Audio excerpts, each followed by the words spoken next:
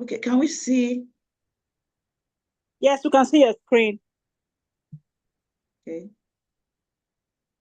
Okay, so I just quickly put together, is it showing? It looks blank on my end.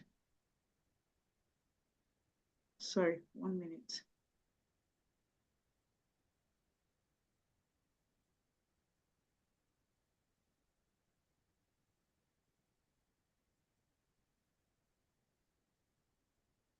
We can see your screen. Okay, I'll just go straight. It's not showing on my end, that's why. I don't know. Okay, so I just put together a few tips with regards to how to grow our business in challenging times. Well, the whole challenges started right after COVID, and we have, since after COVID, been able to navigate through businesses, either as a startup, either as a growing business, either as an established business owner. And I just put these two slides together, pointers, basically, to just help us on what we can do to navigate through. I'm sure from the questions later on, we can then build up on it. So as a business, either you're a startup, either you're a growing business or an established business, irrespective of the industry. I play in the event industry, and I've been doing this in the last 15 years. And so some of the experiences I have experienced in my own field and in the businesses that I also mentor, I've been able to put this together. What do we do as business owners in the challenging times? How can we navigate through? Number one is to diversify. You look at what are the current services that you offer, what are the current market segments or target audience you currently provide services for, provide products for. How can you diversify? How can you expand the market?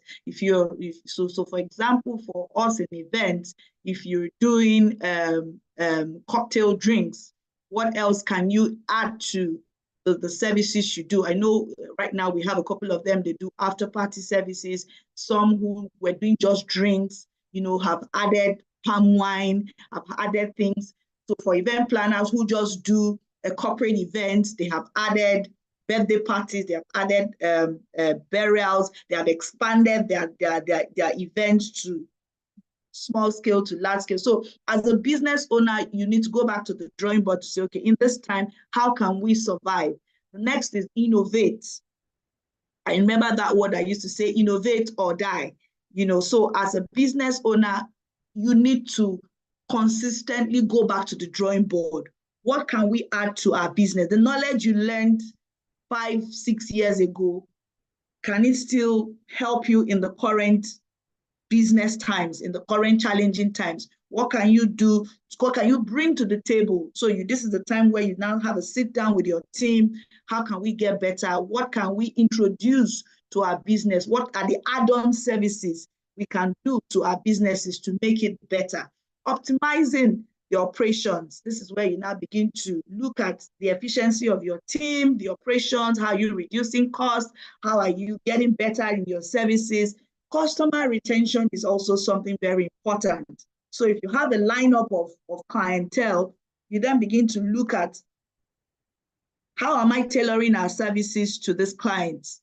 These new people we want to service, what we currently have, can it help the existing customers? What can we do? So you now begin to, that's where customer service also comes in, because for you to retain your customers, these are people who are going to go back to tell people to say, oh, you patronize these businesses, oh, I've used this business. You don't need to do so much research about them. I can guarantee that their services are good. So your existing clients, how are you serving them? How happy are they? How are you working on the feedbacks that they give to you? So these are very important things that we need to do even in this time. Then building strategic partnerships and collaborations. They say that it's no longer about competition. It's now about collaborating even with your existing colleagues, business partners. Look for new relationships. So beyond what you currently have, how can you open up to build more relationships? How can you build on strategic partners such that when you are not having a lot of sales in quotes, how can you work in hand with other people to build better in the business, in the economic times.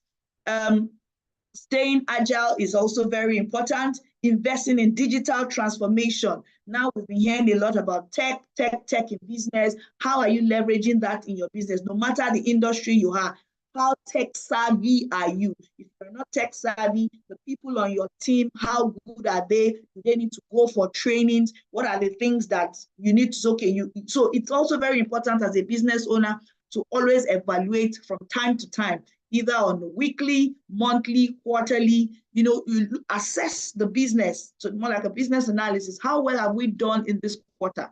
How well have we done in this month? What do we need to do? Okay, we need to do better on this skill. Who needs to go for training such that whatever you learn, you implement back and it gets better? How are we investing in all of these things?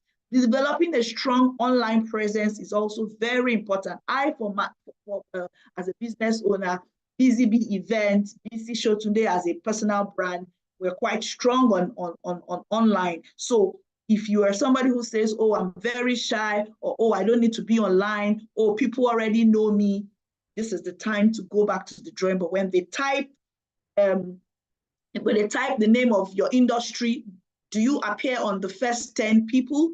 Do you come as an option? Do they see you on the first page? Are you top of mind? Do you leverage on social media, Facebook, LinkedIn, Instagram? Do you have a website? Can people read up on you? So it's important, if you have not taken this aspect of business, this is the period where you need to put in the strategies in place to be top of mind. So even when a neutral person is looking for a service in your industry, when they type online, they can see something, they can see reviews, because that's another thing. When you say that the online the internet never lies. So you need to put in the right words out there. You need to be up top of mind. It goes again back to focus on targeted marketing and branding. And so when I started, I talked about diversifying, expanding your market, your customer segment and all the market and all of that. So when you're doing your promotions, either online, offline, who are you targeting? If you currently exist in a target audience, how are you meeting their needs? If you want to expand into a new market niche, what do you need to do? How do you need to target them? Are they all online? Are they at specific places? What is our branding like? What is the look and feel of our business like? What is the visual like? Staying customer-centric, I've mentioned a bit of that earlier on. Your customer experience, the customer service from the point of inquiry to execution to after service. What is it like? What's the journey like? Monitor the market trends. What's going on in your industry? What are people asking for? Can your business meet that need? So you need to put your ears to the ground, and it goes beyond what you feel or you think is ideal for the audience. So you need to put your ears to the ground. What do people want? And how can we meet the need? And maintaining your cash flow, it's important as well. Cut down your expenses, look at how to manage your budget, build a strong company culture, and then finally, build a strong community connection. It's important that you be a part of a network, starting with your industry. So what industry do you currently operate in? What's your relationship with your colleagues in the industry? What's your relationship with suppliers and partners? If you are stuck in business, can you call 1, 2, 3 people who will stand for you, who will be able to say, oh, I can help this person, I can loan this person, I can bail this person out. So it's very important in this time, in this economic challenges, to move forward, to build strong community connection. I believe that we will build up more during the Q&A session. Thank you very much. And these are just my contact details. You can follow us on Instagram, have a website, LinkedIn. You can follow me personally on LinkedIn, and I'll be glad to connect with you. Thank you very much.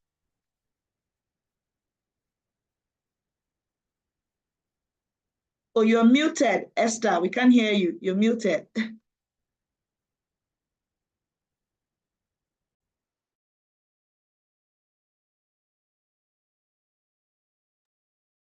you hear me now?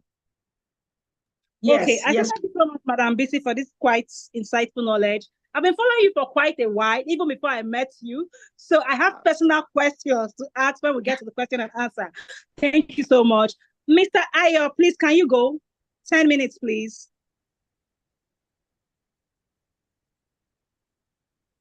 Mr. Ayo, are you there?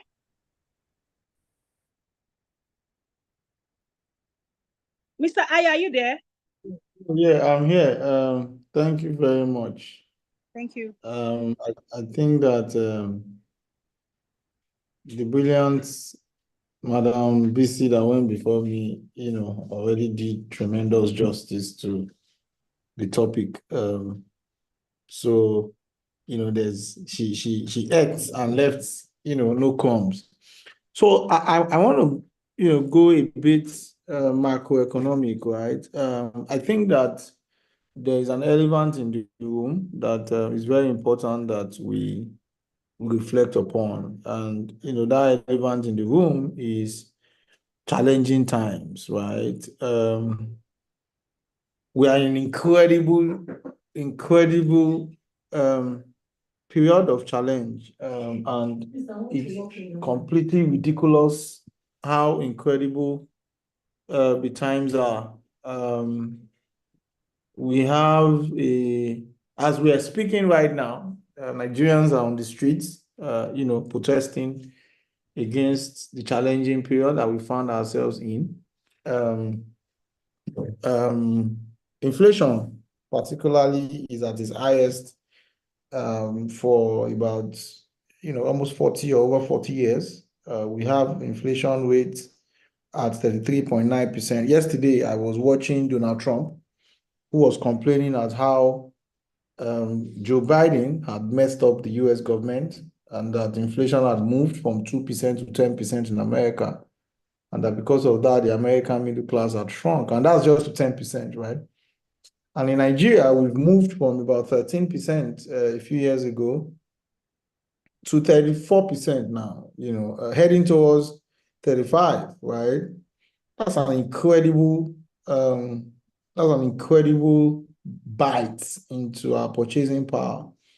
Power situation has not improved. So clearly, businesses, even when we were just at inflation rate around 20%, the average SME was spending about 33% of their about 33.3% of their total startup capital on generating power.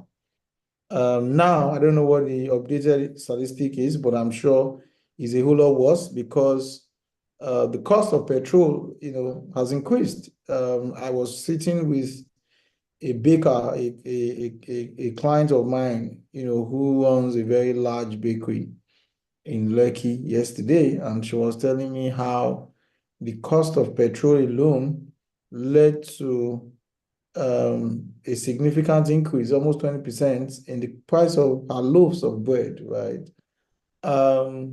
So these are the issues. We also have several SMEs who are dependent on FX, and we've seen how volatile FX has been. FX has literally tripled since the last 1 year, from about 500 to about 1,005 now, right? So these are the issues. These are the cold, hard challenges that SMEs are facing in today's Nigeria, right? So let's pick them one by one and just see how typical SME can either survive or mitigate it, right? The first is the issue of power, right? Depending on the nature of your business. Gone are the days when, as a business, you have to be the sole generator of your own power, right? We now live in a situation where businesses are now sharing power costs. I remember many years ago, even till recently, you go to a multi complex, and every unit of small business owner would have large generators powering their operations. Now, these are spiraling costs, right? And you look into that shop, you only see maybe a unit of AC, at times no AC at all. just fan, one laptop, one printer, and that's all, right? But it was possible because it wasn't this bad, right? Now, cost sharing has become not just necessary, it has become a survival mechanism, right? Back to the issue of the baker that I was talking about yesterday. Of course, she's a huge baker, but she also occupies a building where there's a mid-sized salon, there's a mid-sized supermarket, and they all came together and decided to sell off all their diesel generators and left just one, and all of them are now sharing the power cost of those diesel generators. Before, it was convenient for all of them to run one diesel generator each because they wanted to be able to determine when they on it, when they off it, and of course they could afford it. But now all of that convenience is secondary. You can sacrifice for the greater good your convenience of decision making by sharing costs, because one generator can power all of the units, all of the shops, or all of the companies within that complex. And I'm sure that applies to a lot of us here. If we have physical stores, right, that is in a shared apartment, there are also alternative power generating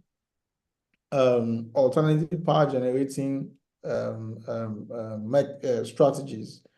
We now have gone are the days when renewable energy meant very heavy, high cost investment.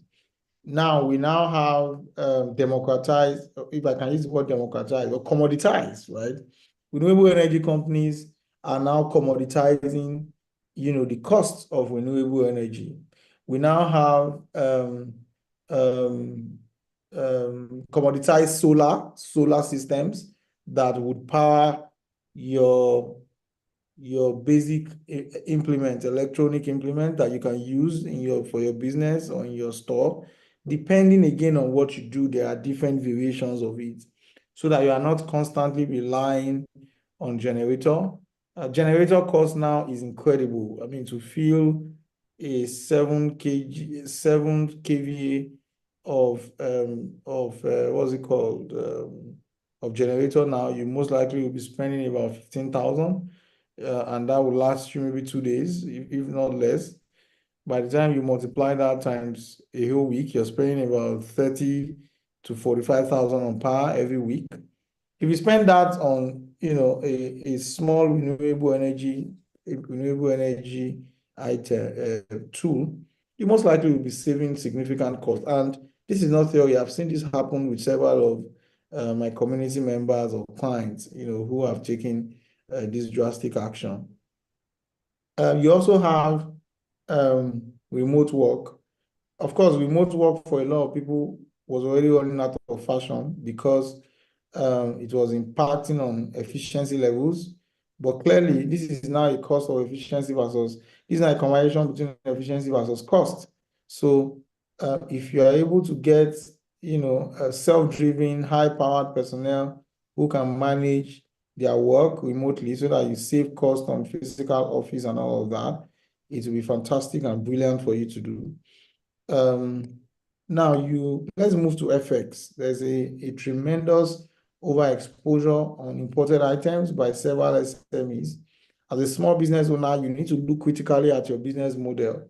Which elements of my business is exposed to FX, right? How can I mitigate against this exposure? Are there alternatives to my my materials locally? Is there a way I can also hedge against the dollar? For example, can I build up my savings in FX in USD so that at the end of the day, I'm making FX losses as against FX gains? Can I build a circle of, is there a way I can build a circle of or a network of vendors? If, for example, I import from China or wherever, can I lock in? There's what we call hedging. Can I make commitments for advanced supplies such that I can lock in a price point as of today, irrespective of when I'm buying it? right? So these are the kind of strategies. These are some of the strategies that we should be looking at as a small business in the face of, very trying times. As much as people do not like to hear it, it's also important that you look at, a lot of us as entrepreneurs, we just believe that having a big space, having a large number of staff means that, the business is growing, but that's completely false, right? So you need to look at your staff complement. Are you getting absolute value for money from all these staff? If you are not, then it's time to streamline your staff structure and make sure that you have high capacity people who are scalable and can help you do as much as you want to achieve within a short period of time, right? This is the time when you need to optimize your resources. This is also the time to commoditize your products, right? So if your product costs 50K, for example, is there a way you can create lower units of it, more cost-effective units of it? Because people's purchasing power is shrinking, right? So you are competing for shrinking purchasing power. So if what you're doing, if you are making shoes, for example, and your shoes used to cost 20K, and the prices of materials has increased, then it's time for you to make a lower version of that shoe that maybe costs 10K or maybe costs 15, because that shoe that used to cost 20K before most likely will cost 35 now. And people who could buy the 20K before will not even be able to buy the same 20K material, how much more 35K. So it's time for you to reduce maybe the quality, maybe this whatever it is that you do, and commoditize. And it's not just you, even the big brands are doing it, right? It's also time for you to begin to diversify. Look at, I know somebody already spoke to that. I think Madam BC already spoke to that. What do I do today? What are the alternative things I can do, be it in my value chain or alternatively, right, that would expand my revenue sources. So I could go on and on, but I mean, these are just very few things that can be done in the face of these trying times. It's incredibly challenging, and if you're able to think very quickly, very smartly, very fast, then you will be able to quickly implement those changes that can increase your bottom line and ensure that you make more money. It's also very important that you join communities that can help you amplify your business and your products, that can provide you with a market, a market where you can push your advertising, generate new businesses, new customers, new demand. This is not the time for you to say you are shy or for you to sit down and say you want business to come to you, right? So yeah, these are just very few points. I will take a lot more when they come back to me. I don't have slides, so but I'm speaking to the data, the reality, that is in our faces. And I hope that, you were able to take 1 or 2 points. Thank you. Thank you, Mr. AY. It was quite an insightful topic and presentation. So I don't think our moderator has joined yet. I'll just take over. So to the audience, if you have any questions, please just drop your questions in the comments section. Then we'll take it after this whole presentation. Mr. Uyi, please, can you go? Are you here? Mr. Uyi? Yeah, I am. Okay. All right. I think that Ayo and BC have actually done the bulk of the work. So, like they say in this part of the world, I concur. When in legal parlance, when you are on appeal, either in the Court of Appeal or in the Supreme Court, and the lead judgment has been given, the other judges, if they agree, they just say, I have had the benefit of reading the judgment of my learned brother, and I agree and I concur. Except they disagree, then they give a dissent. But in this case, I completely agree with both speakers. I must also commend BC for a very well thought out presentation that speaks to the issues, and it would be very good to share that presentation amongst people. Such presentations can serve as a guide for business owners as they run their businesses. And Ayo said something very important about commodifying your goods, being able to reduce. So the challenge we have oftentimes is that when challenges come or you have economic issues, business owners tend to shoot up prices as against probably reducing or rejigging the product for same amount or a lesser amount. And this is one mindset that we must now ensure that we actively, work on. But I'd like to speak on a different aspect of the conversation, which has to do with service providers, providing services. In this era, with the level of economic challenges, and truly that's the elephant in the room, they say now who chop? Now go even, for instance, I'm a lawyer, right? And we provide legal services. And someone say, no be who chop, they go find lawyer. You understand? It's when you have eaten that you can start thinking of, professional services, branding, legal, even healthcare. People are now, self-medicating and all that. And it's all a product of wanting to survive. So how do businesses in this service sector now thrive in the absence of the fact that they are no longer priority? So how do you now ensure that you thrive? And that is where diversification comes in. Now, no one is saying diversify from your core, but if you are providing service A, and as there's an economic downturn or there's a volatility in the economy, look at what services in that same sphere of what you do are in high demand. And then focus intentionally on curating products around those services. And then one thing that is evergreen is ability to deliver swiftly. Ability to deliver swiftly. And everyone is pressed for time. People want things fast, fast, fast, fast. In fact, they say we're in an Indomie generation, right? So people want things fast. Everybody wants the services provided quickly. And so if you are in a service business, one of the most important things that a service business owner must learn is now to be able to abridge your time for service delivery. That's the only way you can remain in the game and meaningfully in the game.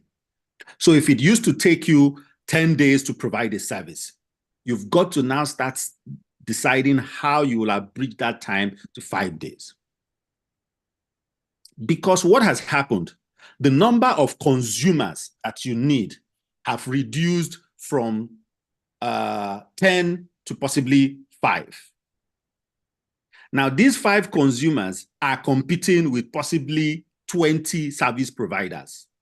So the only thing that will stand you out would be your ability to deliver faster than the others. How do you now deliver faster? Is by working closely with. Collaboration is the name of the game. And I think Ayo had spoken to it. BC had also spoken very strongly to it. Collaboration is the name of the game.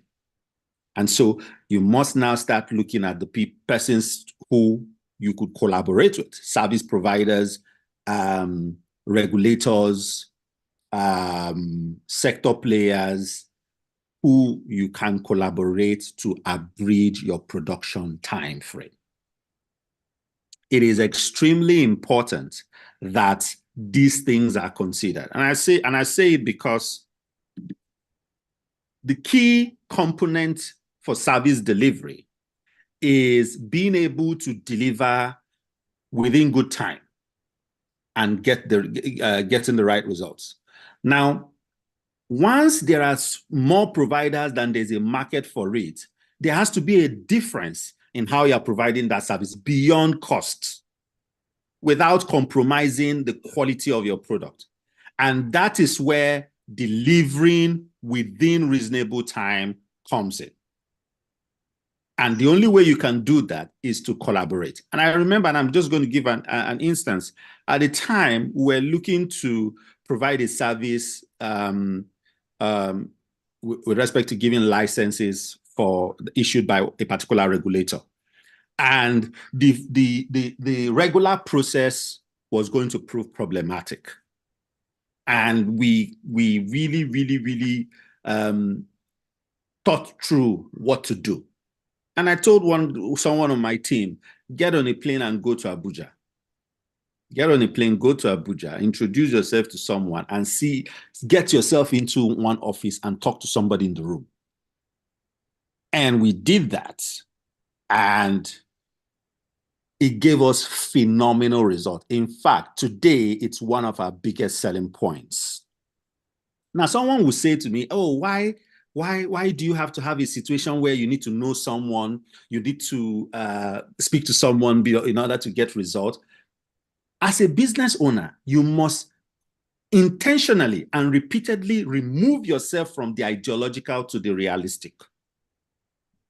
If you function from a place of ideology, your business will continuously falter and you will be repeatedly frustrated, and it will lead you to failure because you will constantly believe that things are wrong that are making it impossible for you to grow and thrive.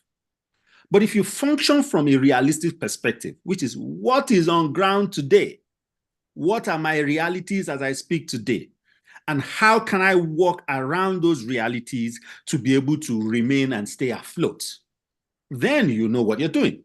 Then you are well on your way, right? And then you must not be blind to your environment. I see many business owners completely blind to their environment because they are heavily fixated on their passion, on their business objective, that they don't see the disruption that is coming. I am in technology and innovation, and I provide advisory to tons of startups. Now, one of the things that we see in the ecosystem is that disruption is a permanent factor to always look out for.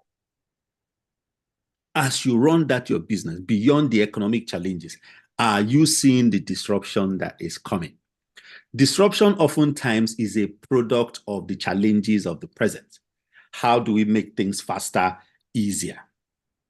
Now, if you look at your business from your ideological objective or from how you have envisioned it, without paying attention to the disruption that comes, what will happen would be that you will remain there. You will have a loyal client base, but you may not grow and scale because you are not envisaging the changes that should come to the business that you grow. So, as a lawyer, one of the things I know is that the era of certain aspects of our practice has long gone. And so we must evolve in the provision of services.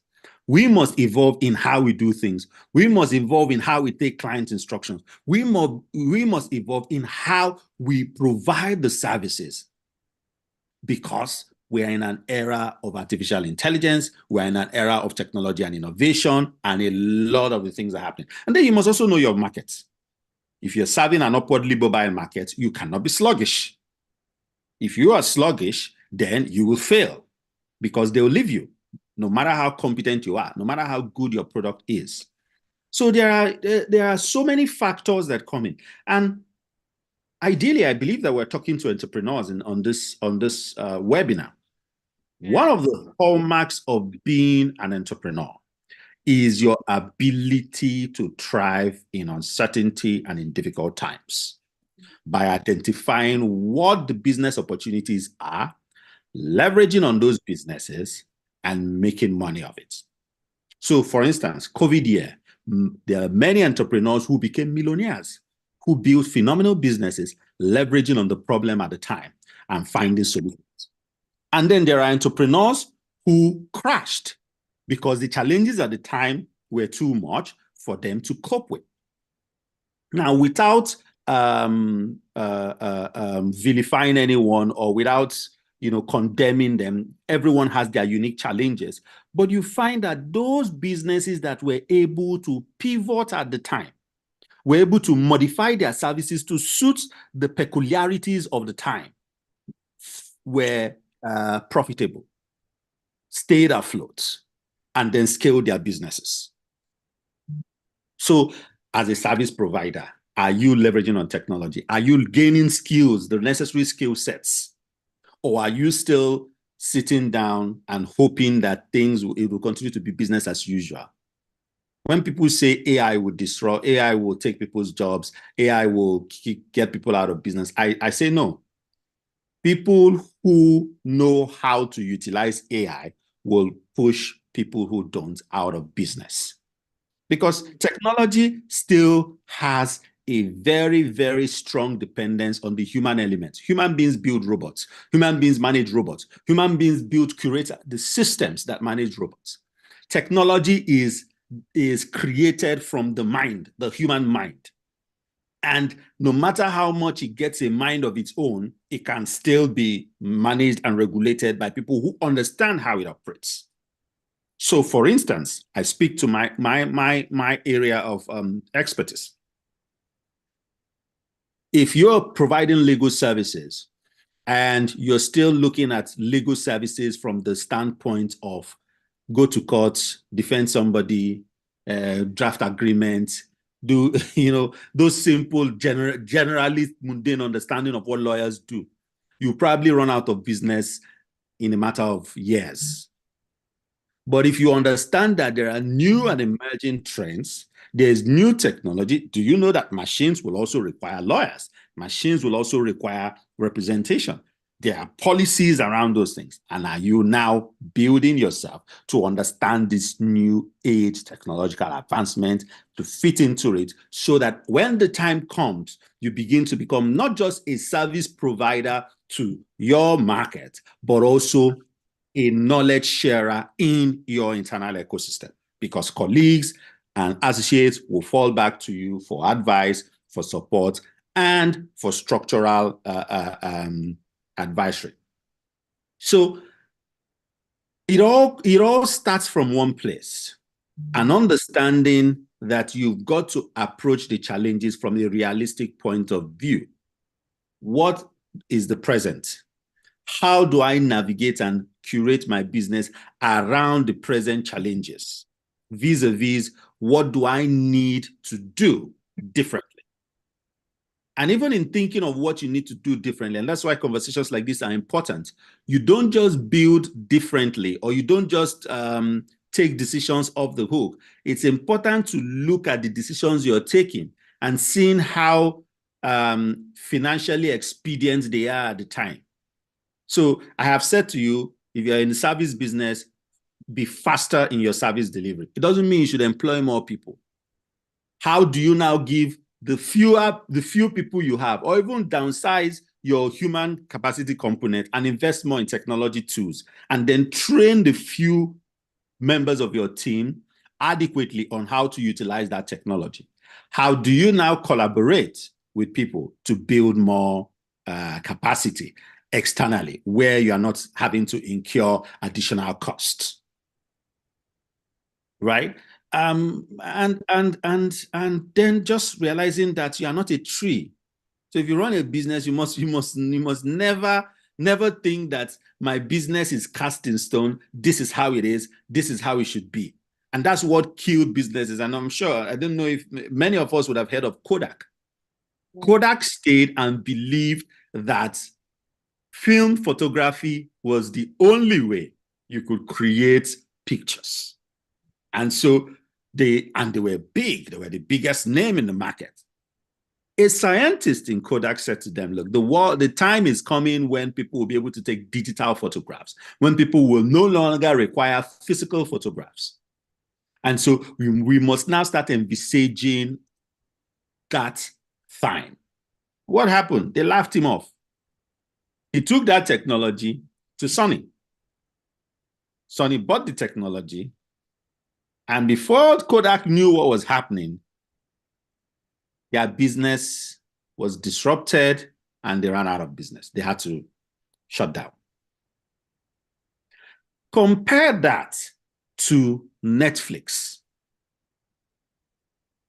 Netflix saw the innovation that was coming and they immediately aligned to that innovation, from video rentals to a streaming platform. That's what thinking ahead and understanding how disruptions can change what you do can do for you. I've given you two instances. One stayed believing that how it set out was perfect. Another saw it coming, kept tweaking, and today they remain actively a leader in the market and are still evolving, right? And even we see a lot of disruption today, even in some mainstream systems. For instance, DSTV, how many of us still pay subscription fees in light of the new age digitization that comes with smart televisions and internet service providers? And so I would expect that someone somewhere is thinking and seeing how disruptive the status quo is and how they can pivot. And I think in response to that, they've done something with Showmax, and I think they're still, modifying. But the point is, as a business owner, you're not a tree.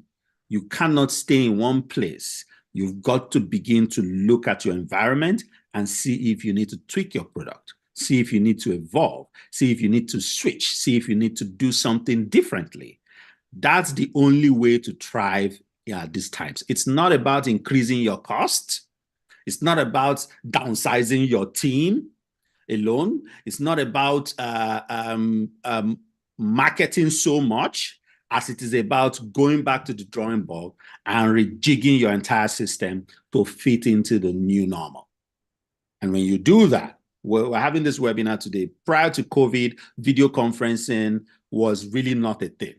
Today, it has become a multi-billion-dollar industry because a challenge came and a startup rose to that challenge, and others have caught on the fire. But we must now start looking at the next 5 to 10 years. What will it be? Today, you even have video conferencing to the next level, where there are some teleporting or telepathy and different types of technology that is coming up, and that is the future. And so we must not just look at the challenges of the present, we must look at how those challenges of the present push us to the future and ask ourselves as business owners if we are ready for that future. While we stay alive, we must think of the future. So I hope I've been able to make a bit of sense, piggybacking on what BC and Ayo have said. A couple of things they said I had already noted to say, but since they said it, I didn't want to repeat them. So I decided to go differently. Thank you. Thank you so much, Mr. Uyi.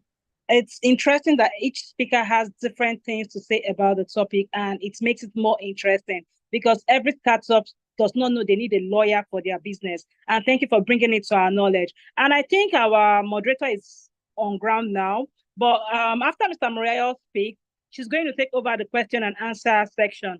Mr. Mariah, you're on ground.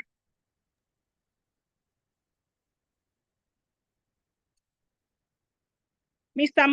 Morolayo, are you on ground? So I'm on ground. Thank you very much. Can you hear me? Yes, so the moderator will take over after you for questions and answers. All right. Thank you.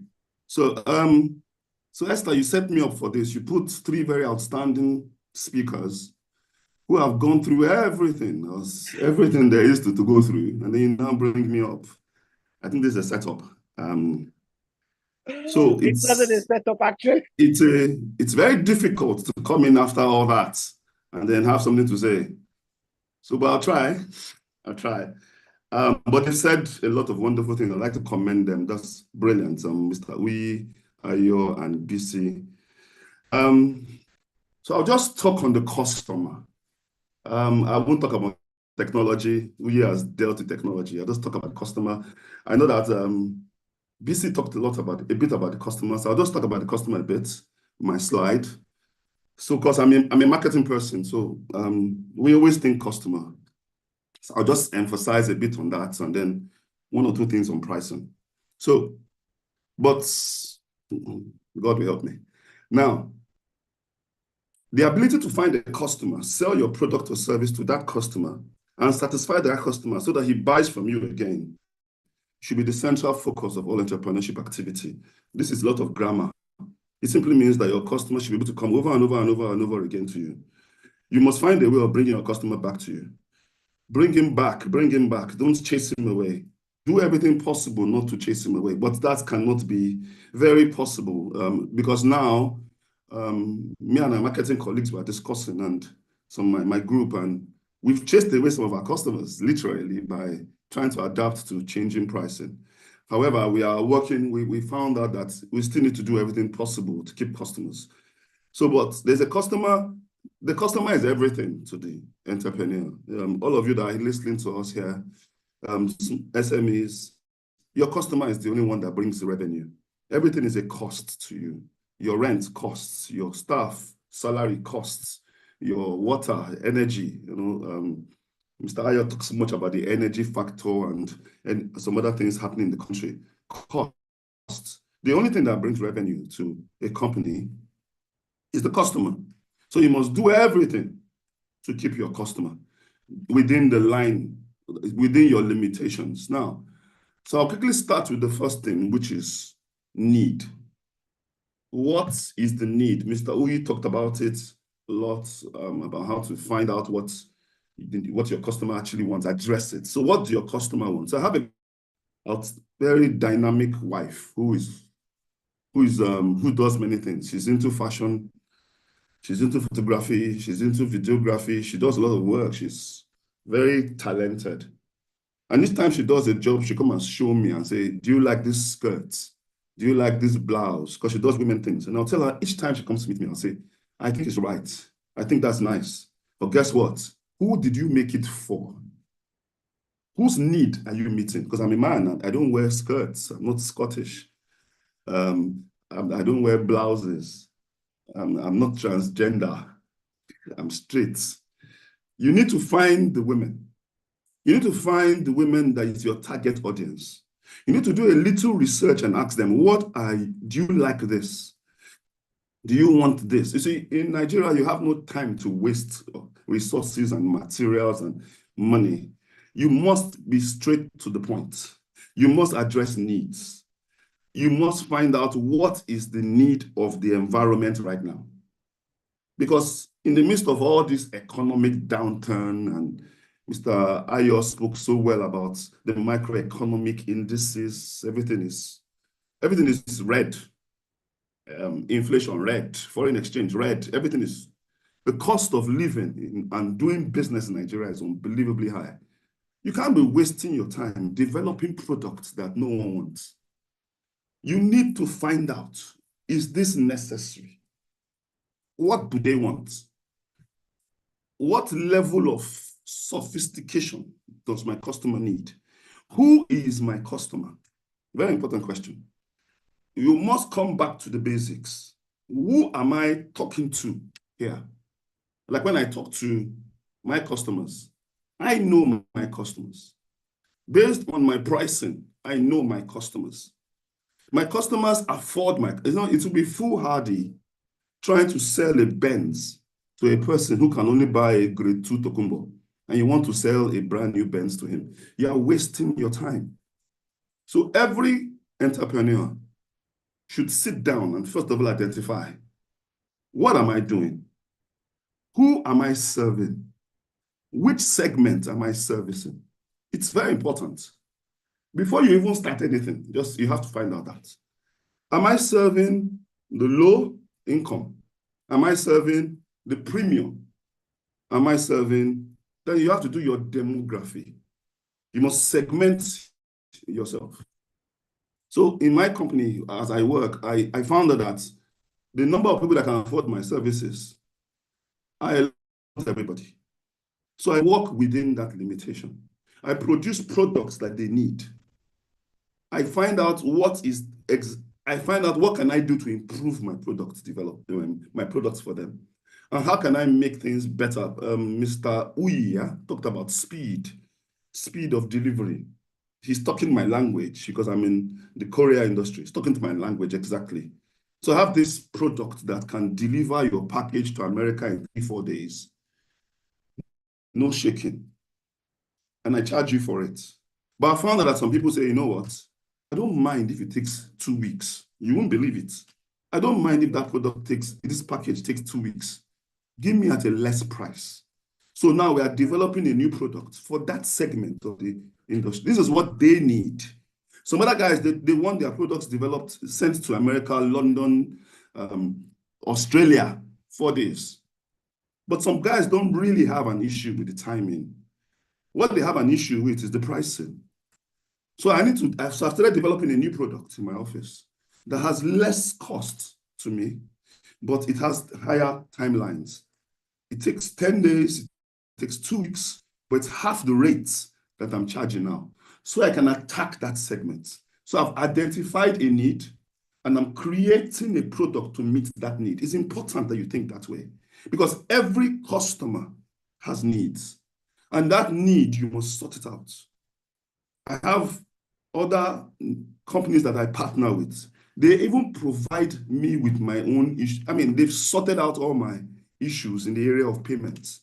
I won't mention the companies, but I have some companies I work with. They sort me out in the area of payment because collecting import duty, collecting cost of transfer, they just took care of all that. They met my needs, so I pay them. So my question for you is, who are you sent to? And what is the need of this person? And don't ask the wrong person. Like my wife always asks me about dresses. I don't have anything to do with dresses. I said, who are you attacking? So I brought some teenagers to the house and said, these are the people you are sewing for. Do you like her clothing? They said, well, it looks good, but we need this. I said, okay, can you hear? That's the need. That's what they want.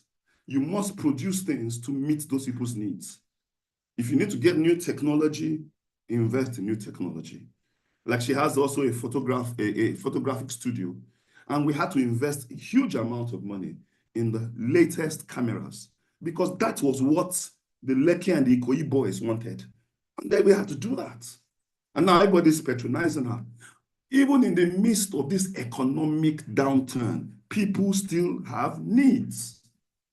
And you need to meet those needs. Once you can identify a need and you meet it, you've solved a major problem in your business. So please, let's not waste time and energy doing all kinds of analysis or producing all kinds of things that are not very relevant. And let us focus on the most important things. There was a man called the owner of Apple, or the founder of Apple. He was the only one in the world that did not do any customer research. He just developed products. He developed the iPad and everybody loved it. He developed the iPod and everybody loved it. He brought in a new kind, he killed BlackBerry literally with his products. He is the only one in modern business history that did not go out to develop a product by business research or by customer research. He just thought about it, produced it, and it was a hit every time. You are not him. You are not that person. You are not Apple. You will need, he's a genius, he was an absolute genius. I say he didn't even ask anybody anything. He developed what he thought they would need, and he was always correct.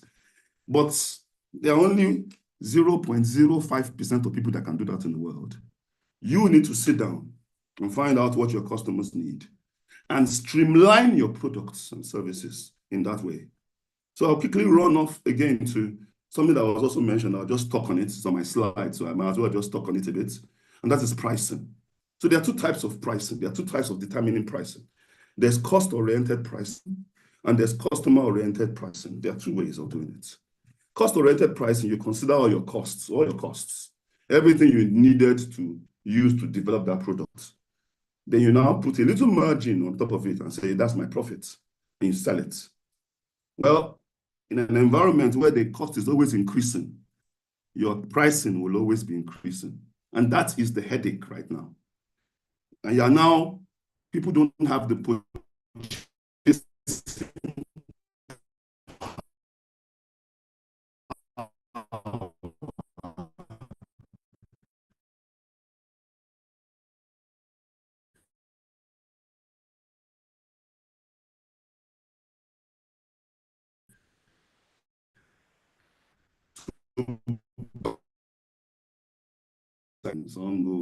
with all due respect to them. They might not be able to. Hello, can you still hear me? Can you hear me? We can hear you now. Oh, okay. I wonder how long I've been out. Sorry.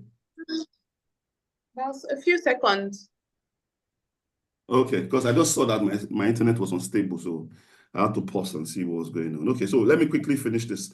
So I told my colleagues in my office that with due respect to those guys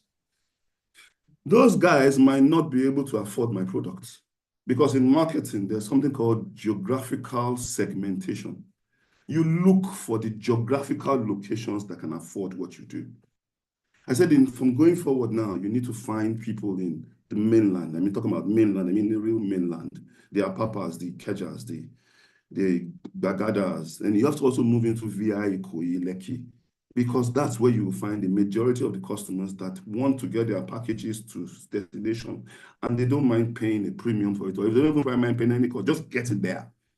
So you need to find out where your customers are situated and target them. Thank God that social media now can target. The algorithms are so well done that they can target geographically. You can tell Facebook or Instagram that, look, I want everyone that sees this advert to be situated in this location, so that you know that you are actually targeting the right people. So you're going to use you're going to use tech, you're going to use marketing, you're going to use social media, you're going to use a lot of things, but you must find out, who are my customers? Who can afford my service? Where are they located? And then you now begin to target those places. And please, it's a very simple principle. If your pricing is less than your cost, your company will crash. Anytime from now, your company will go down. So someone once said something. He said, we must stop paying our customers money after we have serviced them. That's what happens when you are doing a loss, when you are running at a loss. You are servicing the customer and you're actually paying them extra money. You must stop doing things like that. So you must be cost-oriented. You must have a cost-oriented pricing. In the case where you are stuck and you cannot find a customer, no matter what, because there are some people that you just might not be able to reach. So you have to come down. You have to bring down your pricing by bringing down some things in your product. As much as possible, don't touch quality. Don't touch product quality. You can touch product quantity. You can touch products time in delivery, like I'm doing. You can touch other areas, but don't touch quality, because your product quality is your brand. And if your quality starts to go down, your brand starts to go down. And when your brand goes down, you're going out of business. As much as possible, don't reduce your brand. You can reduce the quantity of what you're doing. You can even reduce the speed of what you're doing, and tell them, don't hide anything. Let your customers know this product, these are its limitations. But if you don't mind, then you can use it. But you don't touch your quality. It's important. Product quality is key to survival. Then also you must, as much as possible, try to be competitive. Now that is so difficult to do right now, because I have, for example, in my field, I have 1 or 2 people who are charging less than me. And I don't know how they are surviving, but they are charging less than me. But now they are going through hell. They are stuck, they are struggling, because they were trying to play a fast one. While everybody else was increasing their pricing, they tried to maintain a price. However, their performance quality reduced. So when it reduced, even though they gathered all the customers are running back to us that have better quality. So product quality must not be played about with.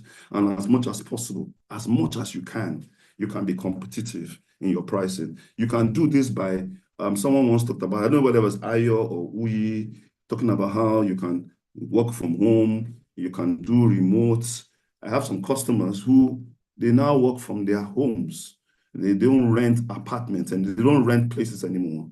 I don't like it, but I have to stomach it because it's the reality. It's the reality of things. Instead of you renting a location at 2 million naira or 5 million naira, you have a big house, you can cut it down and break it into two. One will be for your business, one will be for people are looking for all kinds of innovative ways to reduce their costs.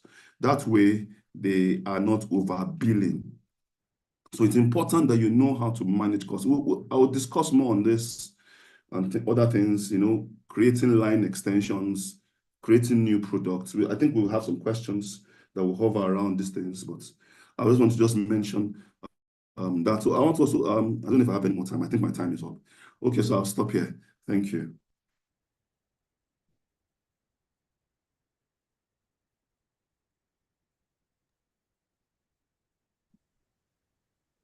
Okay, thank you very much, sir. Again, I want to thank everyone for your patience that I'm just joining. I had struggles with my network from the start. I mean, I started my day very early and here we are. But thank you so much, Mr. Moralayo, for sharing those points. Because I got to jot down a lot. You mentioned that all entrepreneurship activity should be centered around customers, which is very, very cogent. You also talked about what businesses can do to attract and retain top talent during challenging times, which I think that many people will. I mean, that's a question that I am actually particular about asking you, because from all of the conversation that we've had, I missed out on a lot, but I imagine that this will be very key for what all of the audience here will want to ask. So we'll be going straight to question and answer now, and I would like for anyone who has questions to please indicate, or maybe just send it, put it in the chat section so we can take the questions. I'd like to thank all of our speakers so far, so good, who have done an amazing job. I imagine that it's been very, very impactful. I'd like to thank each and every one of you. Mr. Moralayo Igeleke, the Country Marketing Manager, United Parcel Services.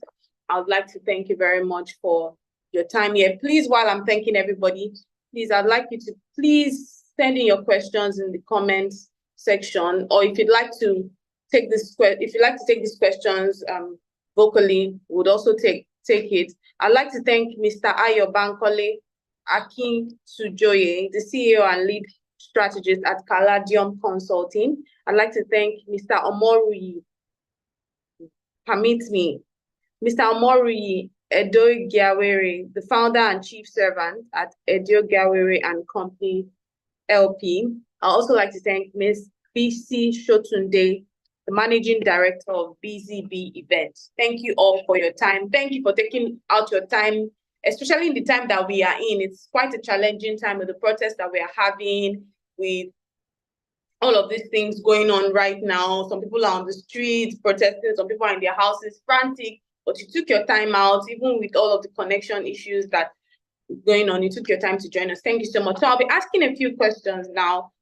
I'm hoping that these are not questions that have already been answered, but I'll ask you a few questions while I'm also looking in the chat section to see if we have any questions.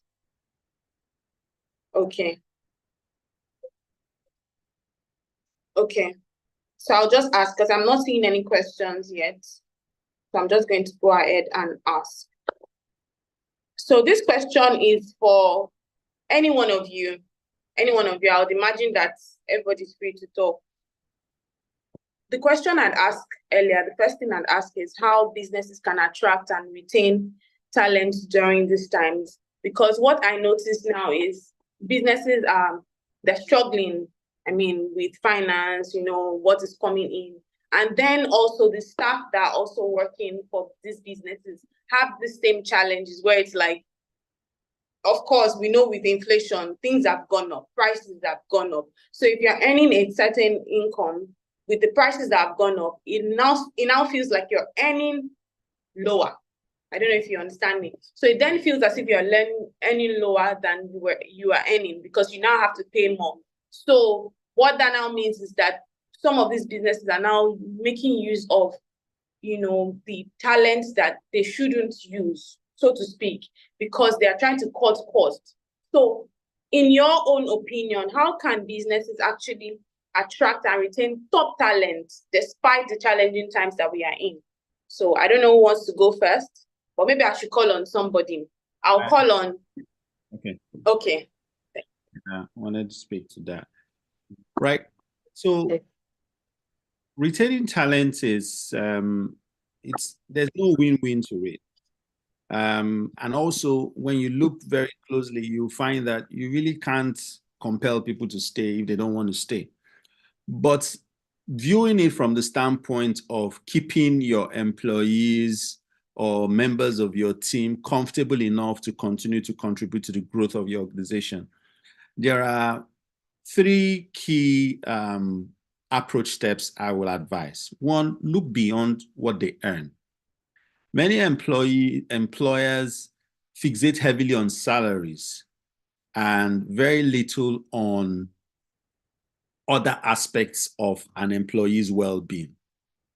And so look beyond salaries or what they earn. Look to other aspects like healthcare, like education for their families, just small incentives outside what they earn.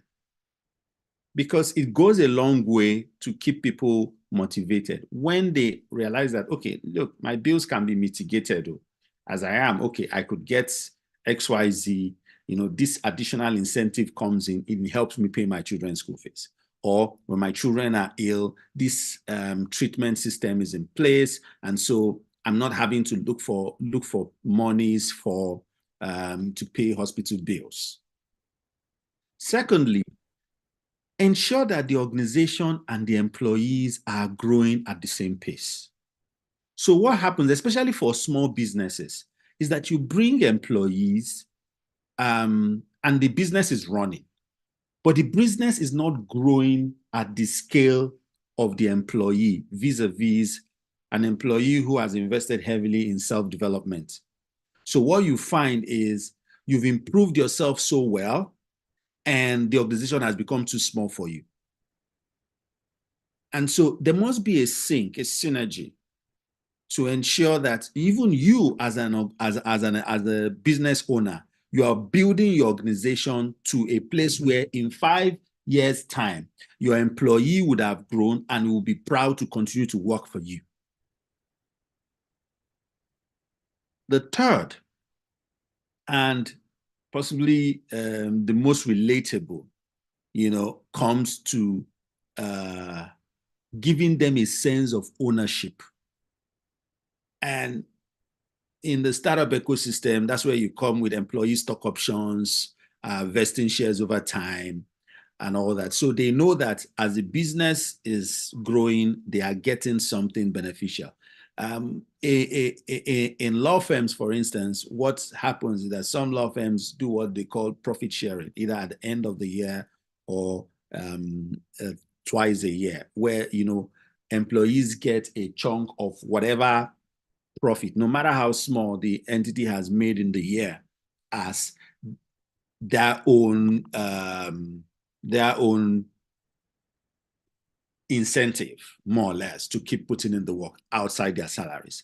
So whenever people ask me this question about keeping employees, I don't look at salaries. I say, look at all these other factors. And that's taken for granted that you are paying them something that is commensurate with the work that they do and with the prevailing rates for that service. I always say, look, if you're underpaying an employee for any job that they're doing or for the work that they do for your business, it's either of two things. It's either your business is not solid enough, is not liquid enough to employ such a person, or you're making a wrong financial decision. It should be a no-brainer that your salary must be commensurate with the work that the employee is doing, right? And can help them navigate their growth. But these other things that I have mentioned, especially the aspect of growth, we fixate heavily on just running your business, getting it productive day to day. And for small and medium scale businesses, you as a founder or a business owner stand the risk of running that business as a one-man show and more like a lifestyle sustenance business where you are making money just to maintain your lifestyle. You're able to pay salaries and keep head above water. But if you run the business intentionally to ensure that this business is going to be sustainable, we'll start from one small space, we'll grow to big spaces, we'll start from 10 customers, and we're envisaging that in the next 2-3 years, we'll have 1,000 customers, we'll be able to expand to 3, 4, 5 cities. There is no employee that sees that level of promising growth and sees that he's going to play an active role in making this happen, and he will be adequately compensated, that would leave just for the sake of it. So I hope I've been able to make sense of that. Yeah. You've made a lot of sense. I was just following you, dropped very cogent points. You talked about how, employers can introduce other things, healthcare, and give employees a sense of ownership. Beyond salaries, there's a lot that employers can do for their employees, which I think are very, very important things to note in this time. So thank you so much, Mr. Oyi, for sharing those insights with us. I know that I have a question. Someone's hand is up. Falzat Sanusi's hand is up. But before then, there's a question for Mr. Ayo Bankole. This question says, you spoke about reducing quality of service, but still maintaining price. Do we still inform customers that we reduce quality of goods? This question is for Mr. Ayo Bankole. You want to answer that? Thank you. All right, thanks a lot. Network is being really funny, so I need to confirm that you can hear me. Please confirm that you can hear me, please. We can hear you. We can hear you. Understand the network, but we can hear you. All right, so first and foremost, I did not say that you should reduce quality. I said that you should reduce commoditize, right? Reduce your quantity, possibly in a way that you create more affordable variants of your product. But there's also a concept in strategy. I want to disagree just a little bit with my fellow panelists who said that you must never touch quality. In strategy, there's a principle, there's a good enough principle that where it is allowed to actually tamper with your quality to target the low-end market. It's called low-end market, right? The bottom of the pyramid market. It's like when Toyota, who makes Prado and Lexus, they are still the ones that make Corolla. In fact, Corolla has now become premium brand. Still the same Toyota makes Yaris and a whole lot of other what you can call lower quality or lower priced variations. But the customer has to know that this is a lower quality, not that you are deceiving your customer by selling something, calling it premium or luxury or whatever. Meanwhile, is poor quality, So you can definitely create another version of your product that is lower priced, both in quantity and in quality, and inform your customers that, look, because of because you are trying to adapt, because you have them in mind and you are trying to adapt to economic realities, you've created a variation of your product, and these are now the various bundles that you have. So bundle A can then be the premium one, which has all of the features and the original size and is X priced. Bundle B can be the original one with all of the features but lower size, while bundle C can be lower size, lower quality, and X price, right? And those who have lower purchasing power or lower disposable income, you'll be surprised. You'll be very happy to go for the for the lower quality one, and everybody's happy. That's not an issue at all. So well, in strategy, it depends on what you're in. Even in real estate, for example, that's why they call it affordable housing. It's lower quality, it's not as good as luxury housing. Everywhere in the world, you can't make a lower quality variation of your product for the mass market or the lower end market, and it will be very much allowed. So I hope that answers your question. If let me read it again. I hope that but we can still maintain it. I didn't say you can still maintain the price. So I hope that I've been able to provide that clarification. Thank you. Thank you very much, Mr. Ayo Bankole. I certainly learned from that. I hope that for the question, I hope that you got an answer to your question. Ruth Okwanegbete, I hope that this answered your question. If it did, please give us a thumbs up. Thank you very much. This question is for Mrs. BC. It says, how have you managed to thrive in the event industry over the years? And how do you manage to run the well-watered garden community effectively in different states? This question is for Mrs. BC.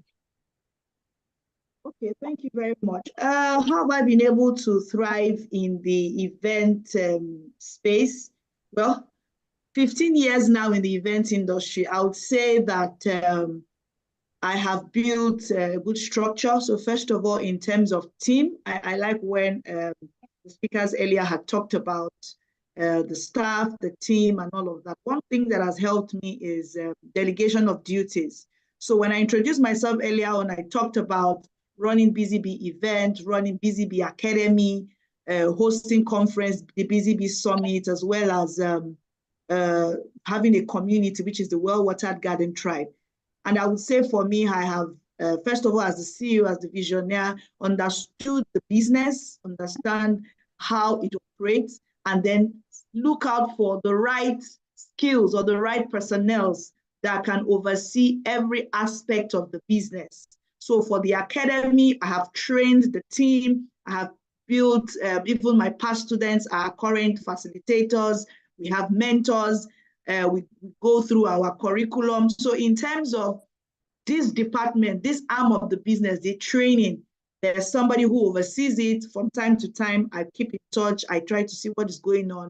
I'm present to meet with the students, the accounting, the record keeping, everything, So in terms of every arm of the business, I have been able to be on top of it by delegating. But it all started from also diversifying. When I started the business in 2009 as an event planner, the need, I like when Mr. Ayo talked about what do the people want.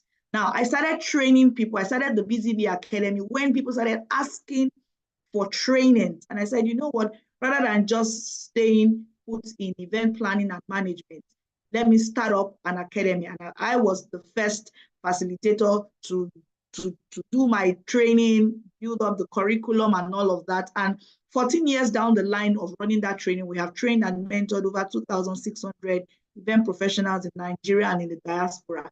So it is first of all listening to the needs of the people. That's how you thrive.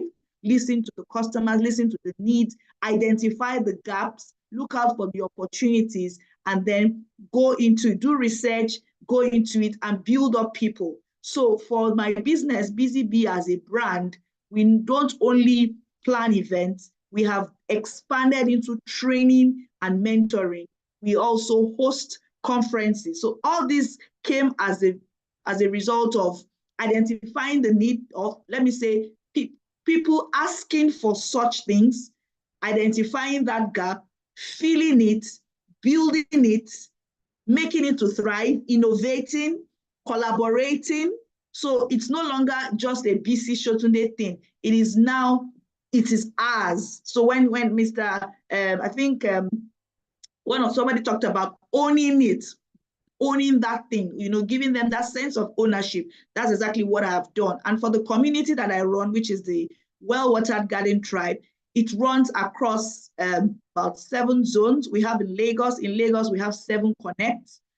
We have in Ekiti, we have in Oyo, we have in Kaduna, Abuja, we have in the diaspora, we have members in UK, Canada, Paris, France, and all of that. But I don't have to be everywhere. I don't have to be in all, I'm not in all the states. So what we have done is to now build leaders who are called the zonal leaders, who are called the welfare directors, who are called the coordinators, who now oversee all these chapters.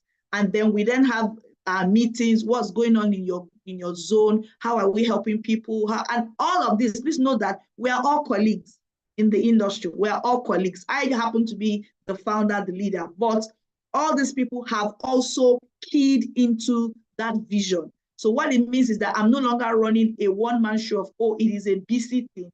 It is now our own. So it is more or less giving the people a sense of ownership, giving a listening ear, building relationship, building the trust, allowing them to key into the vision, recognizing them.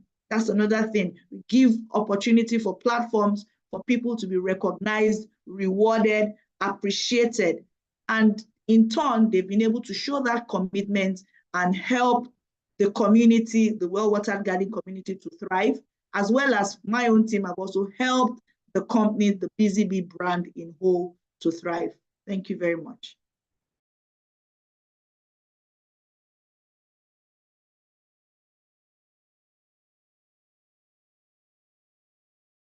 You have said.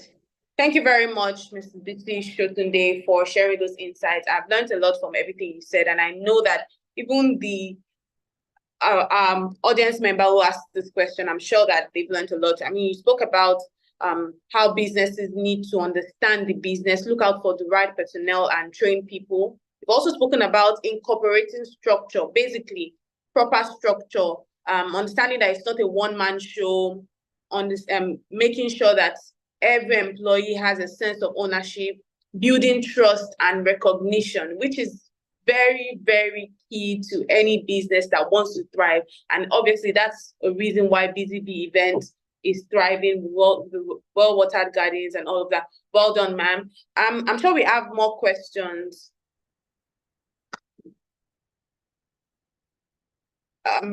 Any more questions, please indicate with a show of hands or just put it in the comment section. But while we wait for that, I'll just be asking some more questions to our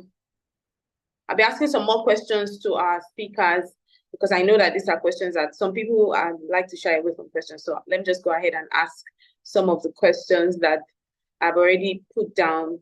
I'm just filtering through some of them. Just give me a moment. So this question will go for any one of you. I don't want to call out anyone. So how can businesses balance? I think that's already been answered. I was going to ask how businesses can balance the need for short-term survival with long-term strategic planning. That has partly been answered by Mr. Ayo Bankole. So talking about how leaders can also foster a culture of innovation and experimentation within their organization. This is a question that I'm putting out for the house. Who would like to take it amongst our speakers? How leaders can foster. Okay. Thank you very much. Thank you. So leadership is visionary. They are the arrowheads. They're the ones that, in fact, on their shoulders lie and fall the business. So a leader must constantly be agile, dynamic in his thinking. And as I said before, there's a place to consider the needs of the customer. So when you see the customer needs, you must look for solutions to fill that gap. And a lot of that time, those solutions are technology. So I was looking at an article a couple of months ago, and the person made a fantastic statement. There's a new kind of marketing called experiential marketing. That's what they call it. And it's experiential marketing. One thing they state is pain in this generation, in this current time right now, pain is pain. For anyone to pay is pain. It's painful. It's painful when you go to a shop and what you bought for 300% less. This time last year, you're now paying 300% more in that sense. And everything is skyrocketing, so it's painful. So one of the things they advocated was that employ technology. So now we use a lot of technology in my office for payments. And I see how we put a smile on people's faces because they don't have to stress themselves. We use QR codes, we use all kinds of technology in our payment system to ensure that things are done swiftly, things are done properly, things are done quickly without any stress to the customer.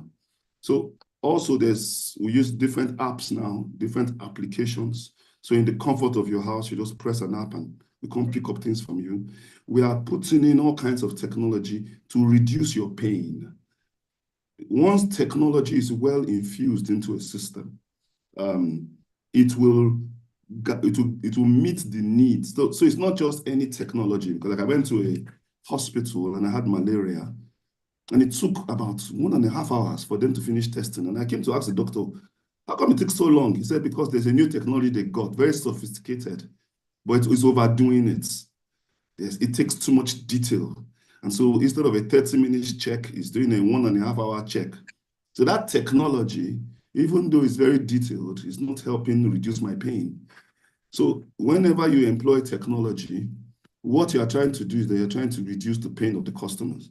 So you must be listening to the customer. You must hear what the customer has to say. And then you have to find ways of solving that problem. And a lot of times, it is technology.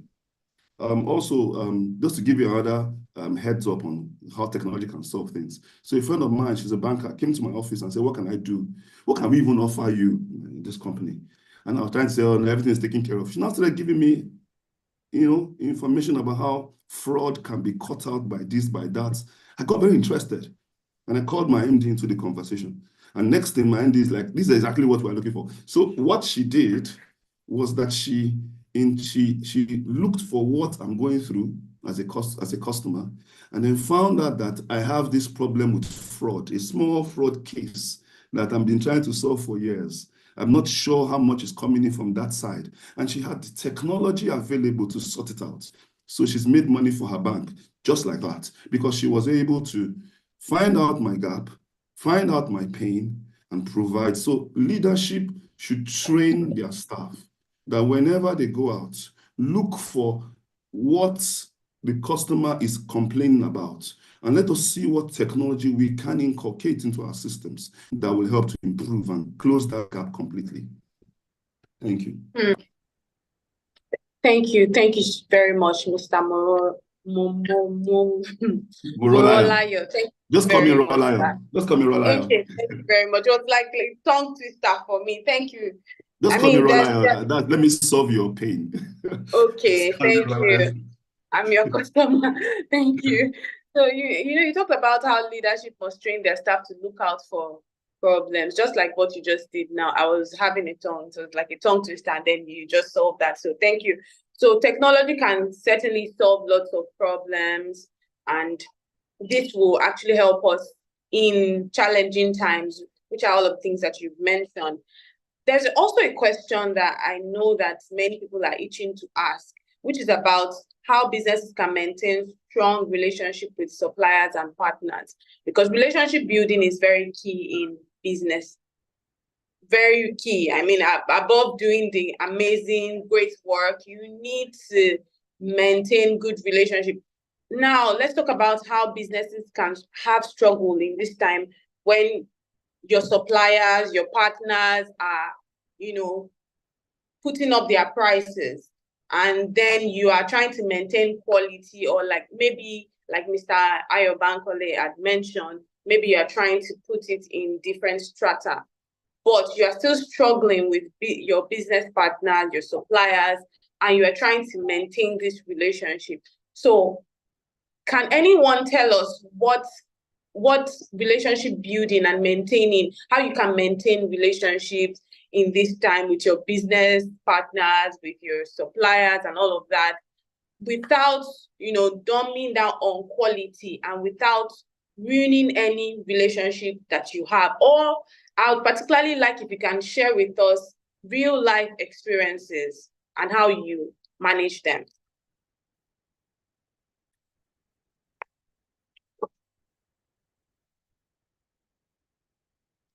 Any of our speakers want to speak? I was thinking this is the question that Mrs. BC would like to answer as an event planner.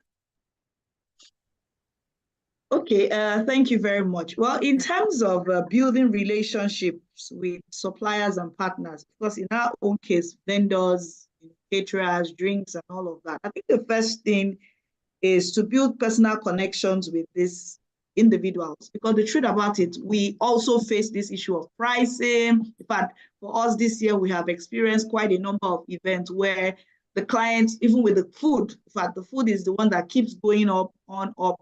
And for us as event planners, you're having an event in December, and this is August, client already wants to make a down payment, and you're thinking, oh, things will not. So first of all, as business owners, you need to, for you to establish or maintain that relationship with your suppliers and partners, I think first of all, for me, I think would be to build personal connections with those vendors. So your business relationship with that supplier, it goes beyond just business. Oh, I want to buy, I want to sell, you want to supply, I'm giving you money, or you're providing me.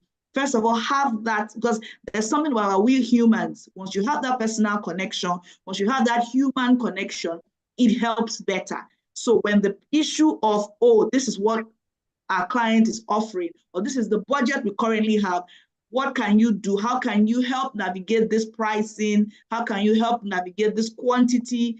How can we maintain quality without compromising? So you, first of all, for me, I would say you should build that personal connection. One-on-one connect is very important. Try as much as possible to have clear and open communications. Tell the vendor, tell the supplier, this is the way things are. Don't try to mix words. Don't try to sugarcoat. Don't try to, so as much as possible, be clear. This is what we're currently facing in the company, in the business.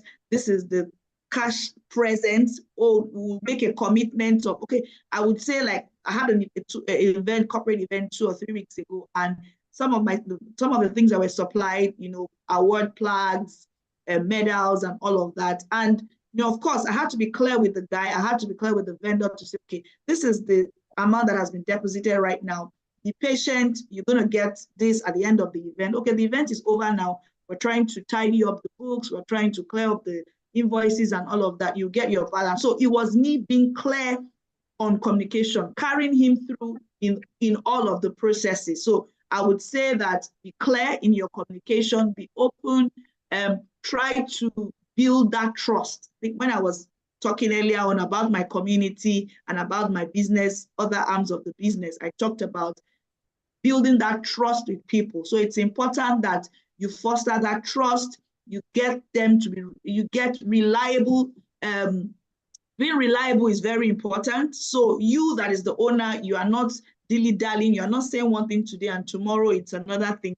As much as possible, when trying to maintain relationship with your suppliers and your partners, it's important that we do all that. Follow through on your commitment. So if you say, I'm going to pay you this time, or this has happened, follow through with them. Don't ghost your suppliers after a while, and then you're now looking for another person to supply you next time. It doesn't work that way. Relationship that will keep you. Relationship when there's no cash flow to pay certain goods or something. It is your relationship and your word that will hold on to say, okay, you know what? We've been doing business for years. I trust you. We'll go ahead to do this. I've had events where, and most times it's because I do a lot of corporate events, and some corporate events, you don't get paid immediately. There's a contract to say, okay, you get paid 2 weeks or 3 weeks after. Sometimes you say 45 days. And so there are some suppliers, some things that needs to be done for that event. Now, because of my relationship with some of these suppliers, I tell them that the event payment will not come in at this time, but go ahead, run the event. Because we have a contract, we have an understanding, and they do the job, they deliver, and when the time comes, they get paid. So that trust comes into place. That building that relationship comes into place. Show appreciation at all times.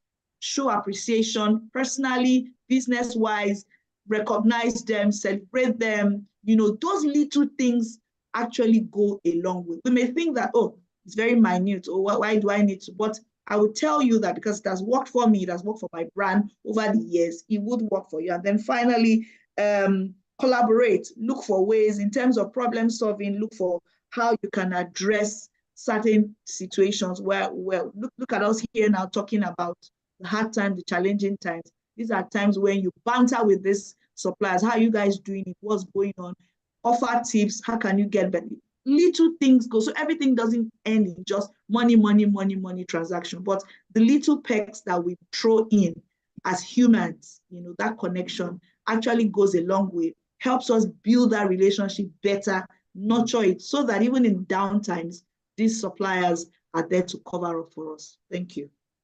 Fantastic. I mean, I was just jotting down so many things, but just to put everything in a wrap, you touched on building personal connections, very important, building trust, rewarding recognition, collaborating, and also encouraging batters, very importantly. Thank you very much, Mrs. BC today, for those very, very powerful points. Someone is asking you a question before we close, because we're aiming to shut down this webinar by 12. So someone asked a question. This question is from Mrs. BC. It says, I'm into packaging of foodstuff. I want to go into supplying customized dry food packs for events. How do I go about getting events to supply my dry food packs to? Okay.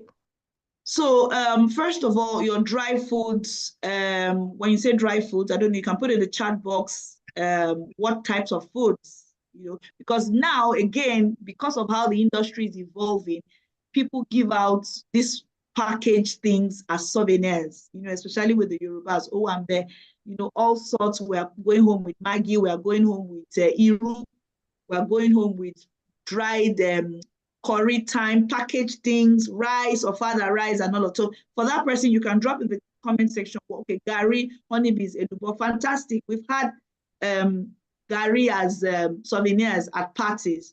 So I would say, first of all, to identify, just like we had talked about earlier on, who are the target audience. So you are coming to events.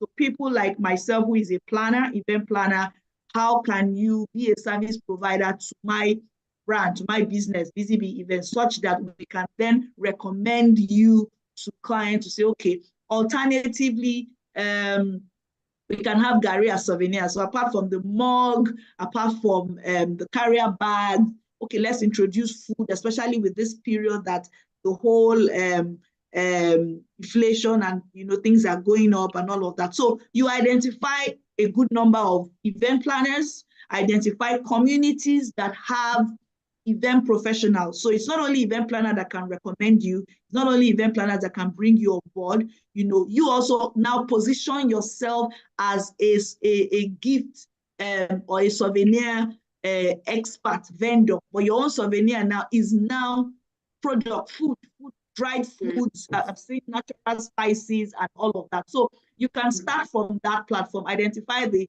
communities you can be a part of that are event related, identify event planners. There are a couple of us on Instagram, write out our names, send DMs. You might also stretch yourself by sending samples to a selected few. This is the product I do. So consider this period the marketing phase where you send out samples. So like the natural spices, I attended an event, a Rotary Club event or something, and I was a speaker, and in the gift part, I had crayfish, packed crayfish. I had spices, pepper soup, spices, well, nicely packaged. And I had to go look for the person on Instagram. It was really nice, the seasoning and all. And I think that was a very good one. I don't know who introduced that brand for that event, but those are avenues to get your product out there. And then in turn, we can then recommend to clients to say, oh, why don't we explore this? But it's not limit only to event planners. Anybody in the event ecosystem can actually recommend, but you position yourself as a souvenir expert and take it up from there. Of course, build relationships, be visible, be where the audience are, and then take it up from there. Thank you. Thank you very much, ma'am. I mean, I'm sure those answers are enough. So she did mention that she does, she makes gari, honey beans, and elubo. And there's also someone in the chat section that has already indicated that they produce natural spices. So I think that you can work together. Thank you very much. So I'm not asking any more questions, but I would just like for all of our amazing, fantastic, brilliant speakers to please give us their parting shot for SMEs and startups, because we will be closing soon. So I would hand over firstly to Mr. Omorui, the founder and chief servant of Edo Gyarere and Company LP, to please help us with his own parting shot, and then we'll take that of others. All right. Thank you very much. It's been engaging, and even the speakers, we've learned a lot among ourselves. Well, uncertain times call for innovation and innovative measures. It's no longer business as usual. If you're a business owner, take this from Uyi Law, you're not a tree, which means that you can pivot, you can move, you can bend in whatever way the wind blows to keep you and your business from dying. And I think that that's one of the most important lessons that business owners should take out of this. Secondly, collaboration is the name of the game. Collaborate, collaborate, collaborate. The era of doing it all on your own is over. Even for big businesses, there's a lot of collaboration going on. How much more small businesses? 3, abridge time. Abridge time in your service delivery, your turnaround time. Make sure you do things faster, because you have fewer customers for more businesses than you have. And so what stands you out would be the speed within which you deliver, and definitely the quality of your products. Ensure that your quality remains consistent with what you set out to do. What I ordered versus what I got should not be played up in your business. And lastly, reputation is pivotal. Perception is everything when it comes to business. It doesn't matter what you think you are. What matters is what the market thinks you are. The people who are seeking your service, who you want to patronize, what do they think of you? What do they think of your services? And that will help your business grow. Remember that businesses in this part of the world still hinge very heavily on referral. And without the right perception, that aspect of your business is dead. Thank you for having me, Business Day. Let's keep this conversation going. Certainly our pleasure, Mr. Omori. Thank you very much for your time. Next is Mr. Rolayo Igeleke, the Country Marketing Manager of United Parcels Limited. Thank you. Your parting shots, please. Yeah, okay, so very quickly, so I'll just quickly, I like to use experiences. I like to use live experiences. So I went to this particular hotel, somewhere in Port Harcourt, nice hotel, quite expensive. So remember I tell you about how pain is pain. So I had to cough out quite a bit of money to stay there. But what caught my attention was the lady at the desk. Her smile was brilliant. Her speech, brilliant. She was so courteous. She was so nice. She was, she was empathizing with me. There, I saw extreme professionalism in customer service. I had never seen that kind of customer experience in my life. I wish I could package this lady, put her in a bag and fly her back to Lagos with me. And come and put her in my company. I'm sure I'll get many customers. I'll get many. She was treating everybody there wonderfully. You see, people are paying more for your service. You better treat them well. Customer experience is key in this season. If anyone will cough out money and pay 3 times what they paid or 2 times what they paid this time last year, the person is making a sacrifice. And the person has chosen to stay with you. You had better treat that person well. So customer experience is wonderful. It's a wonderful requirement right now. It's a major differentiating factor. If I ever go back to Port Harcourt again, I'm going to go back to that hotel because of the way she behaved. It was excellent. And she gave me full attention. I saw the enthusiasm, I saw this joy, I saw the smile, I saw the welcome, I saw everything that I wanted to see in how you should treat your customer. See, I'm very customer heavy. I believe that without the customer, what are we doing in business? So everyone that tries to snub his customer, both internally, your suppliers, your partners, your external customers, it's going to be very bad. So please learn customer centricism. Learn to be market oriented. Learn to treat people very, very well, because customer is king.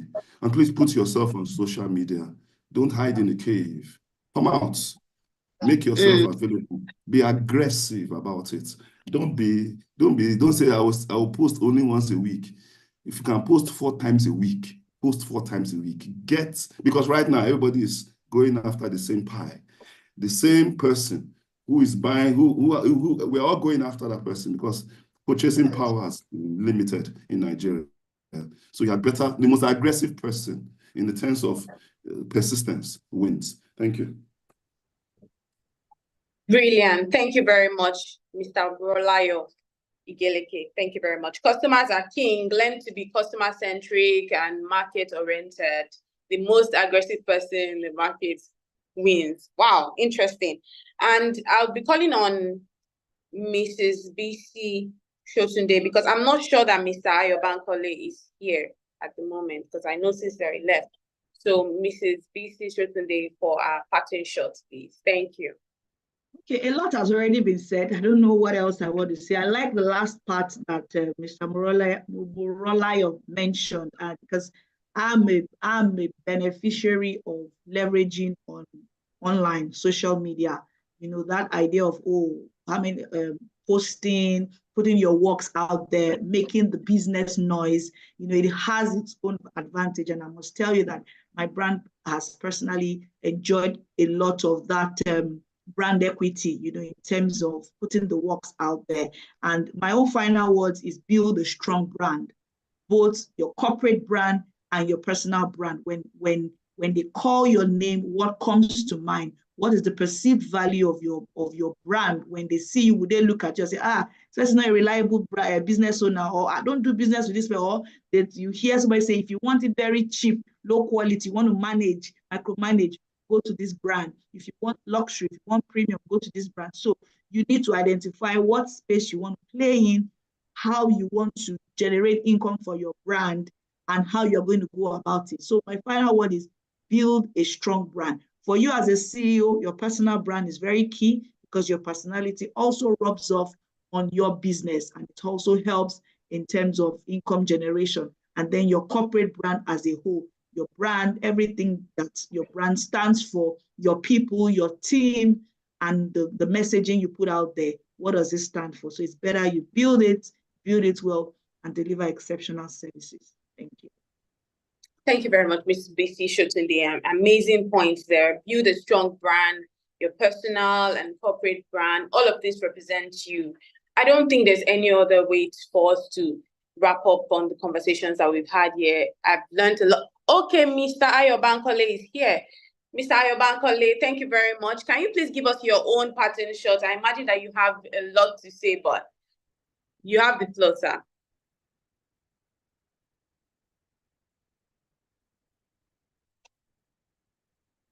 Can you hear me?